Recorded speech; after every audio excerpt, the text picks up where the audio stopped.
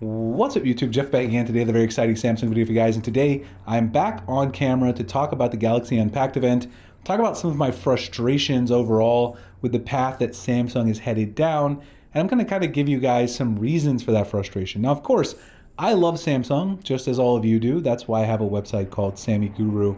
I make Samsung videos pretty much exclusively on this channel, but I also want Samsung to reach their full potential.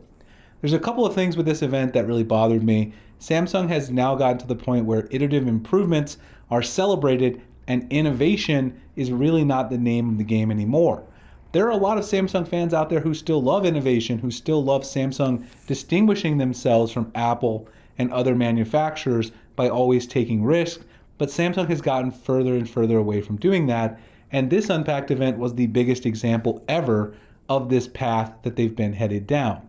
Some key examples that I can cite from Unpacked: one, the Galaxy Z Fold 6, mostly an iterative improvement entirely. Of course, they changed the form factor a little bit, but they really didn't change it substantially. They also didn't give us the integrated S Pen. The crease is still fairly noticeable, and they didn't change the camera hardware at all.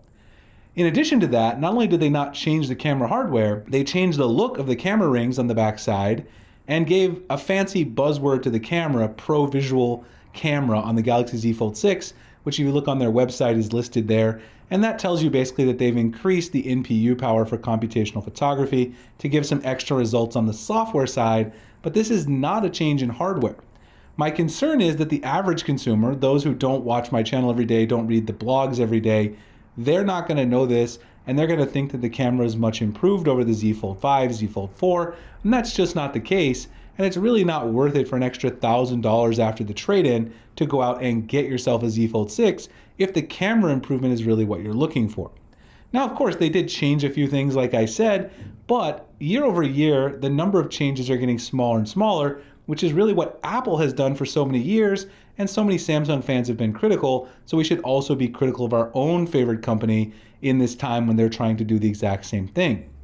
Other products that are good examples of this as well are the Galaxy Watch Ultra and the Galaxy Buds 3 Pro. While I do really like the Buds 3 Pro overall functional improvements, and I think Samsung does have the leading audio quality between Apple and Samsung in the earbud space, their audio has always been better than the AirPods. They did make the design look very similar to Apple's design, which I'm not a problem of, not a huge detractor of in terms of the functionality, because the stem design is great. The old design was really bad because it made it very difficult when you were adjusting your headphones. You would always trigger, false responses and things like that. So I'm glad they improved that, but they also did make it look very similar to AirPods for, I think, branding and maybe trying to get people to switch from iOS over to One UI and Samsung. The Galaxy Watch Ultra, I think we all know, looks very similar to the Apple Watch, and I know a lot of people have said it's inspired by Samsung's own Gear Sport, but you can clearly see with the orange accents on the button, the band choices, the night mode, all of these things were inspired by the Apple Watch, of course, and the Samsung design person who worked on the Apple Watch, on the Galaxy Watch Ultra, that's a pretty easy mistake to make there, on the Galaxy Watch Ultra was interviewed and said they didn't care about the similarities because they wanted the best product experience. And at the end of the day, I can understand that, but Samsung is losing more and more of their product identity as they try to poach people from the Apple side over to Samsung. They're abandoning their true fan base. And that really seems to be Samsung's goal these days, is let's go ahead and try to appeal to all those people who could potentially switch from iOS, from Apple, over to Samsung and One UI. But in the meantime, they're leaving all their fans who love specs, right? Samsung's not mentioning specs anymore really in their events, not on their website, at least up front. You got to go down to the fine print. We talked about this in my podcast. If you look on their website, it's buzzwords like larger battery, Pro Visual Camera. These are the things that Apple have always done and really bothered Samsung and Android users for a while. They don't talk about what's actually under the hood. That way they can improve things very minimally under the hood, make some software tweaks, and sell it to you for another $1,000. I've never been a big fan of that, and I doubt very many of you out there are either. If you look at Samsung's ads that they run on TV now, they also have very similar ads where they have these people who are pretending, probably iPhone users, pretending to enjoy Samsung products because they look like, early 20-somethings who would probably be iPhone users. They're not really techie. They're not into customization. They don't appreciate the innovation that Samsung brings.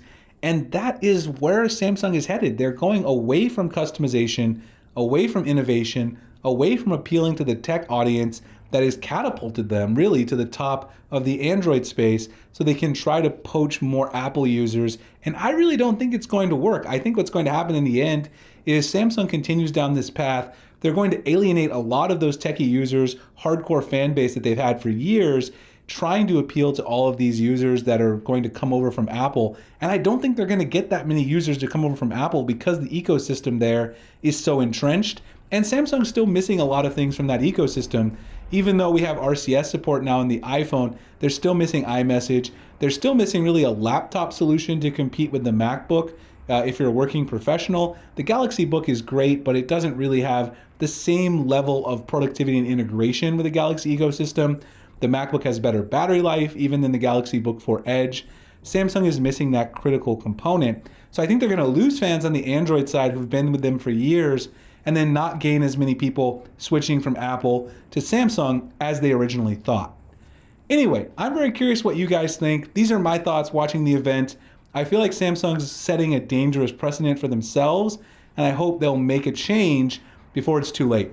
Let me know your thoughts about it in the comment section below. We can definitely have a discussion about it, and I'll see you guys in the next video. Thanks a lot for watching.